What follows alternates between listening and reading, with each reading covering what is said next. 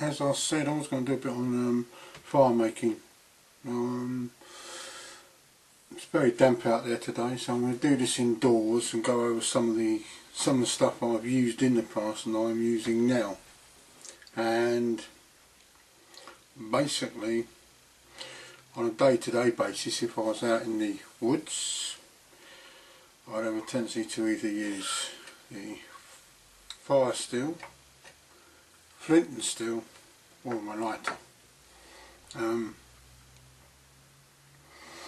There's a lot of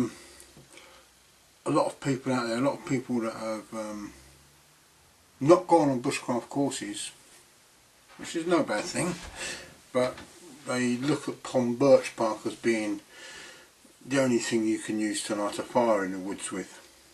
The man himself, Ray Mears, actually stated to me that he only ever uses birch bark really in the winter.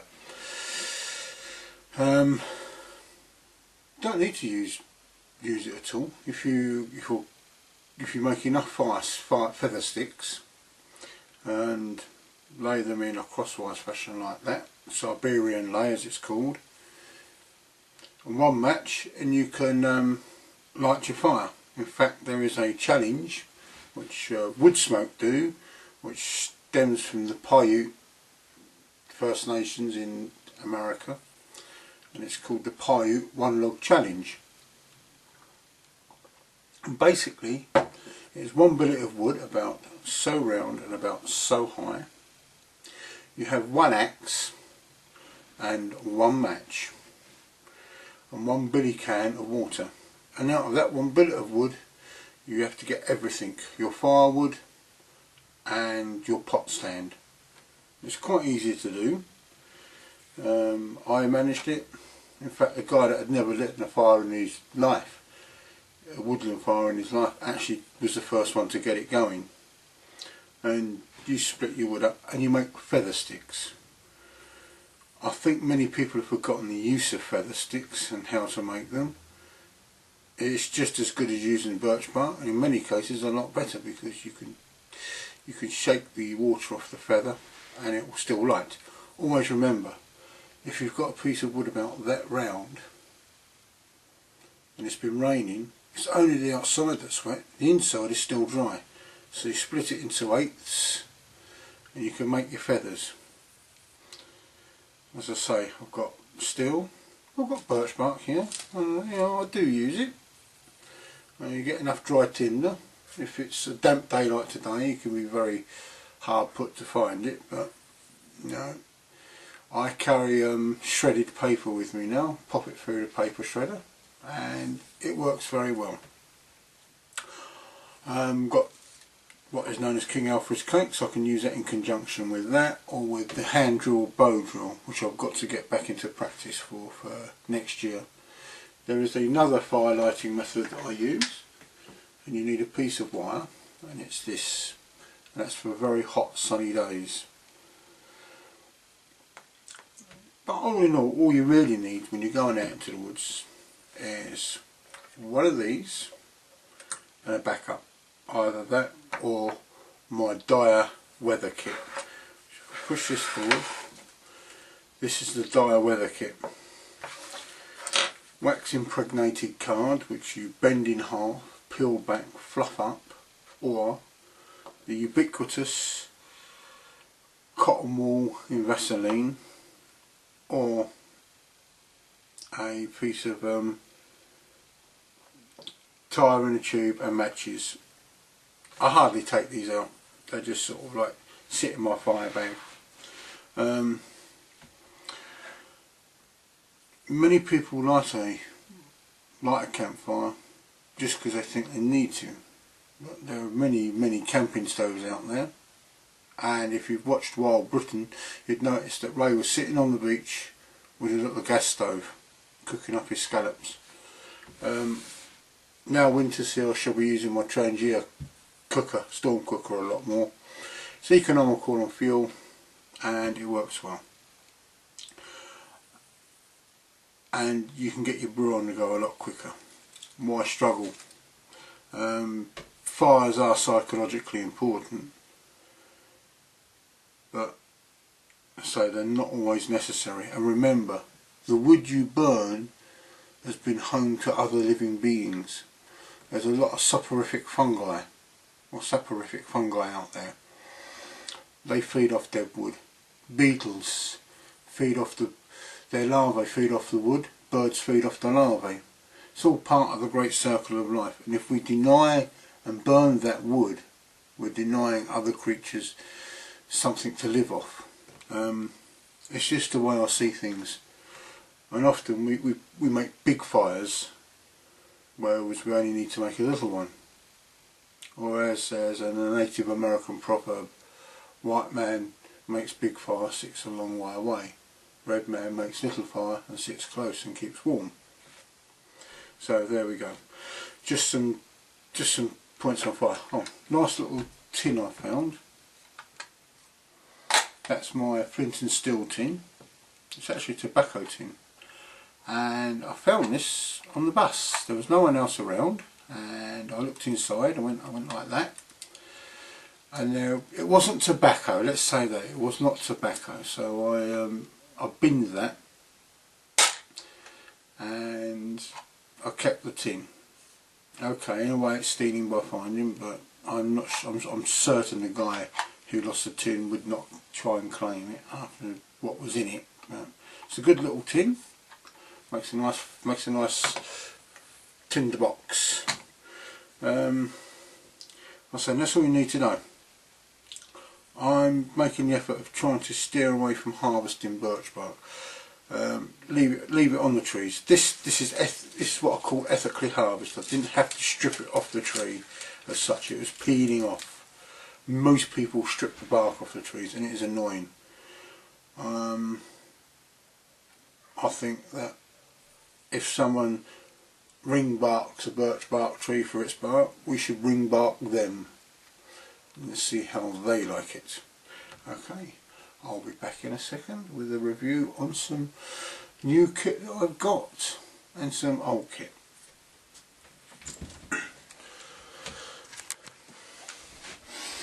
Okay, the most important thing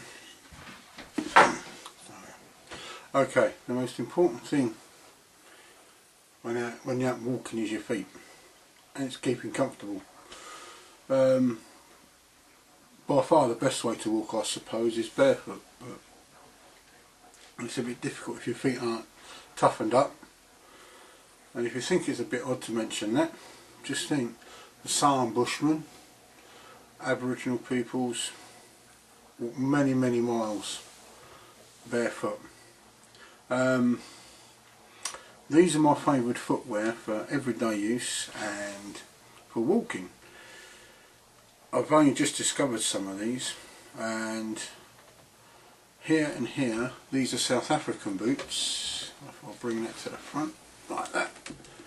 These ones, and these ones are made by the Rogue company in South Africa. These are the waterproof version. I do have another pair which I've just started using as work boots. I've worn them nearly every day, and they're now my work boots in the bakery. Not these pair, but they're the same colour as these, and they are extremely comfortable. These are the Rogue Trekkers, I believe, numbered and initialed by the maker. Waterproof, very comfortable. Wide toe box. They've got a rubber sole there, pure rubber, and it's known as an R sole, which I find good humour. These are the Rogue desert boots. You can be worn with or without socks, and these are my everyday footwear when I'm not working. You know, if I'm going out just to trot into town, or if it's very dry, I can trot into the woods. Good summer wear, great. These ball bearing eyelets. My only criticism about these boots and my other Rogues I've got at home, the laces are bobbins. That's a pence, but can't have everything. I bought these upon a recommendation. I asked around, and people said these are about as good as you get. I've got wide feet, so for winter German boots, my Mindels, and I were going to use these as an all year round boot, but when I first put them on in the early summer, not this summer but last year, they were too warm. They were just far too warm. Good winter boots, great soles, very comfortable, again wide. We've got to take into consideration comfort. It's no good to buy fashionable boots. I've got some tent slippers which I use for in the night. I have to put them on stakes to keep the slugs out, but that's it. Now these boots aren't cheap. I mean, you're looking at 300 quid's worth of boots here, about thereabouts, but what price is comfort? That's what you've got to ask yourself. You can buy cheap boots that might seem good, but after you've been in them for a few hours, they can be really uncomfortable. They can be creating hot spots, you get blisters. I've never had blisters with these, and they don't rub. I can walk miles and miles and miles, as my little dog will probably testify. We went out the other day and we came back knackered. Well, he did. Good boots, I'd highly recommend them. These I got from Cotswolds, the outdoor outfitters. These two pairs here and here I got from the Woodlaw website. Remember, if you've got uncomfortable feet, you're going to suffer really hard. Now my next small review is on the gadgetry that we take out with us. We always, these days we take out a lot of electronic items, and I've recently got this and it's working well. It's called the Power Monkey Extreme battery pack, solar cell for when you're out in the woods to charge up the battery pack, or the battery pack can be actually charged from the mains, so you can take it fully charged with you when you go out. You have a whole little pouch. This little pouch is absolutely full of plugs for different gadgets, except for the iPod or iTouch or iPhone, which you use the cable that the iPhone came with. The USB socket at one end, a little plug to plug either the solar cell or the battery pack or this into. Right. One drawback, and it's only a design thing, is these should be brightly coloured really, because you're going to drop, someone's going to drop them in the leaf litter, and you try to find something black. So what I'm going to do is get some brightly coloured tape, some fluorescent tape, and tape tags onto them about that long. So at least if I drop them in the leaf litter, I can find the bloody things. Good piece of kit. I've been road testing it over the last couple of weeks, and it's done very well at charging the iTouch up, and doing that bit. Again, not cheap, but it's well worth every little penny. I say, I'm very pleased with this. Folds up, straps around. You can get freeloaders, which are another company, and I've seen a couple of guys have them strapped to their hats, and quite funny it looks as well. But this does good. I'm pleased with this. It's a good investment, because I want to spend more time out in the coming year, and I need something to be able to charge up particularly the phone, because I've come onto that now. I don't know what it's like in other countries, but in this country, on our mobile phones, which are very ubiquitous now, we're encouraged to have an ICE number, or in case of emergency number. But I favour not only that, but having an ICE card, a small plastic card, credit card size, piece of laminated cardboard with your name, your address, emergency contact number and whatever else that could be pertinent to the emergency services, such as whether you have allergic reactions to certain medicines or certain types of medication. Very important thing. At one time we didn't need it, but then, you know, if you got lost out there, there's very few people out there to look for you.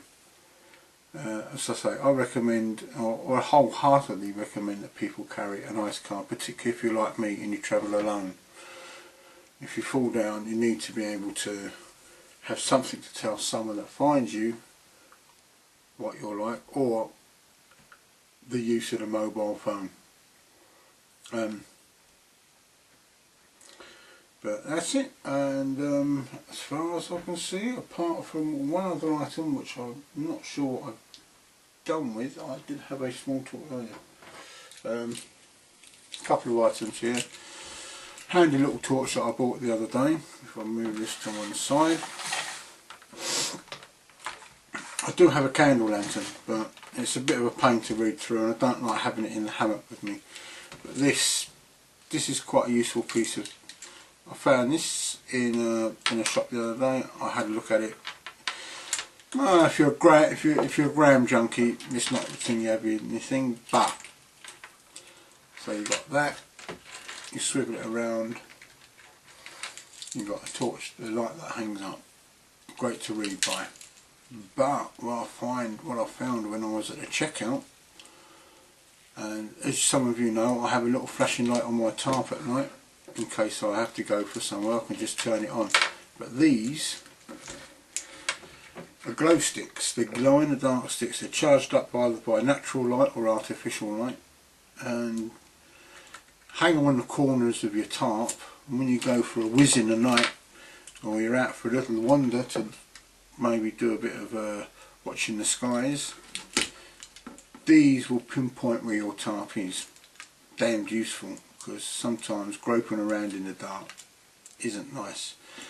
Great to hang on guy ropes as well, because there's been a couple of times when I've been clotheslined by errant guys. You're traipsing through the woods, you hit the campsite, and all of a sudden you're flat on your back where you've come across a guy rope. Hang these on the guys, and at least it'll indicate to people whereabouts they are. So I'll probably get a couple more of these, and they're not bad. They're only a £5 each, and they'll last a good 10 years.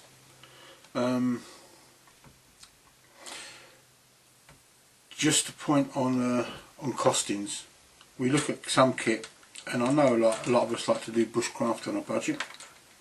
I'm just as bad as anybody else, but look upon buying quality kit as an investment.